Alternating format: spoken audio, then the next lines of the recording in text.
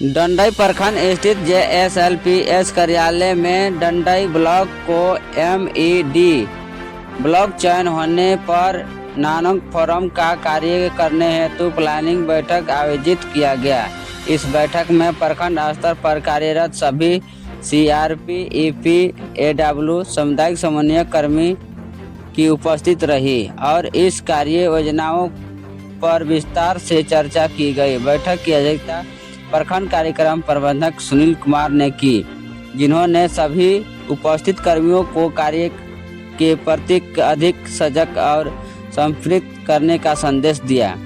बैठक का मुख्य उद्देश्य पूर्व से संचालित योजनाओं की समीक्षा करना और नई योजनाओं पर BPM सुनील कुमार और शेखर कुमार ने विस्तार से बताया कि विभागीय कार्य की गति और नए योजनाओं को पारदर्शिता से प्राथमिकता को तहत करना है और इसके लिए टीम वर्क तथा समयबद्ध क्रियान्वयन अत्यंत आवश्यक है। उन्होंने यह भी कहा कि प्रत्येक कर्मी को अपनी जिम्मेदारियों को ईमानदारी और निष्ठा से निभाना चाहिए ताकि ग्रामीण विकास से जुड़े लक्ष्य समय पर पूरा हो सके। इस अवसर पर BPM सुनील कुमार के साथ साथ BPO शेखर सत्य किंतु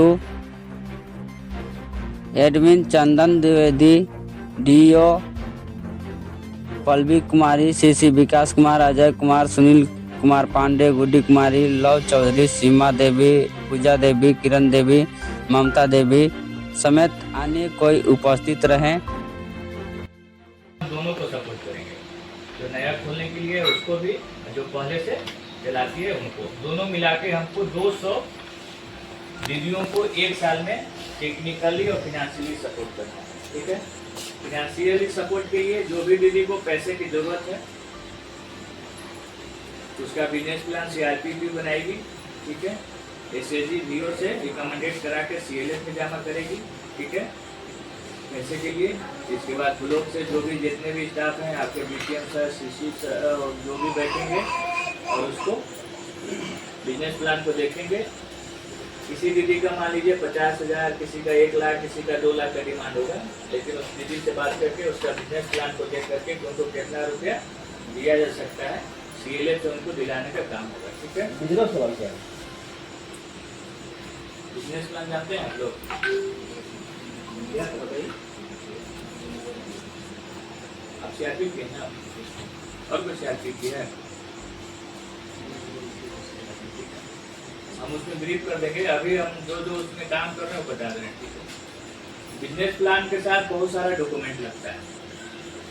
किसी भी दीदी के अगर आप बिजनेस प्लान बनाते हैं तो बिजनेस प्लान के साथ जिस समूह से जुड़ी है उस समूह का ग्रेडिंग होता है, प्लस उस दीदी का इंडिविजुअल ग्रेडिंग होता है जिसका एक फॉर्मेट है। ठीक है, उस दीदी का उद्यम आधार रजिस्ट्रेशन, उस दीदी का पैन कार्ड, आधार कार्ड और पासबुक का जेरोक्स कॉपी, ये सब ले करके आप अपने CLF में जमा कीजिए। बाकी CLF पे जब मीटिंग होगा उन लोग पूरा डॉक्यूमेंट देखेंगे, उसको जाकर अप्रूव करेंगे या रिजेक्ट करेंगे। ठीक है, इसमें बेसिकली हम लोग 30,000 रुपया से जिसको ऊपर सपोर्ट करते हैं उसको ले सकते हैं कि हम लोग सपोर्ट किए हैं। जैसे कोई यदि 5,000 लिया है, 10,000 लिया है, तो उसको हम लोग बेसिकली फिनेंशियल सपोर्ट में नहीं लेते हैं, आगे बढ़ाएंगे और फैमिली को चलाएंगे। ठीक है, तो आज हम लोग बेसिकली बात करेंगे नॉन फार्म लाइवलीहुड का। ठीक है, फार्म लाइवलीहुड और लाइव स्टॉक पर हम लोग आज चर्चा नहीं करेंगे क्योंकि सबका अलग अलग सेक्टर है, सबका अलग अलग गाइडलाइन पॉलिसी है, काम करने का तरीका अलग है, कैडर अलग है। ठीक है, तो नॉन फार्म लाइवलीहुड का जो भी कैडर है उसको CRP भी बोलते हैं, BDS भी बोलते हैं। ठीक है, तो डंडई में अभी तक कोई स्पेशल परियोजना नहीं चल रहा है। ठीक है, बस नॉन फार्म लाइवलीहुड में जो जनरली सभी ब्लॉक में चलता है NRLM के तहत वही यहाँ पे चलता था, लेकिन पिछले वित्तीय वर्ष से यहाँ पर एक स्पेशल परियोजना दिया गया है जिसको MED बोलते हैं। ठीक है, MED के बारे में आप लोग सुने हैं कभी? देखो बताया गया आप लोग को MED block, Dandai block MED block हुआ है, तो बताइएगा ना सर को। अभी चर्चा तो हुआ होगा। बताया गया था एमईडी का फुल फॉर्म होता है माइक्रो इंटरप्राइज डेवलपमेंट, ठीक है।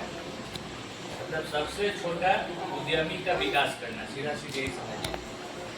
गैर आधारित क्षेत्र में, आपके गांव में, आपके क्लस्टर में, आपके ब्लॉक में सबसे छोटे छोटे जो दीदी हैं, छोटा छोटा जो रोजगार करते हैं गैर कृषि आधारित, उनको हम लोग सपोर्ट करेंगे और उनको आगे बढ़ाएंगे, ठीक है। बड़ा बड़ा दुकान है जिसका 10 लाख 20 लाख 25 लाख टर्नओवर है, उसका नहीं। जिसका 10,000 20,000 25,000 30,000 साल का टर्नओवर है, वैसे वैसे दीदी को हम लोग चयन करेंगे और उनको हम लोग सपोर्ट करके आगे बढ़ेंगे। एमईडी का मुख्य उद्देश्य यही है, ठीक है।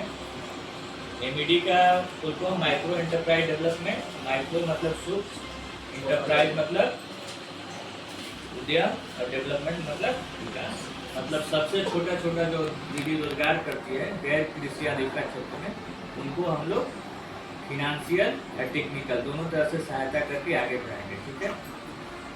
अब इसमें दो चीज़ है, फिनेंशियल और टेक्निकल।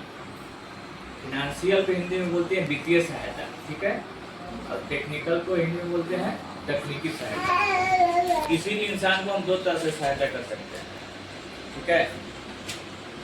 या तो उनको हम पैसा दे करके सहायता कर सकते हैं, या तो उनको रोजगार को बढ़ाने के लिए उनका तकनीकी सहायता कर सकते हैं, ठीक है। किसी दीदी को अगर पैसा की जरूरत नहीं है तो उनको यह जरूरत हुआ कि मेरा सामान कहाँ बिके, या हम कहाँ से सस्ता सामान लाए, या हमारे दुकान को चलाने के लिए कौन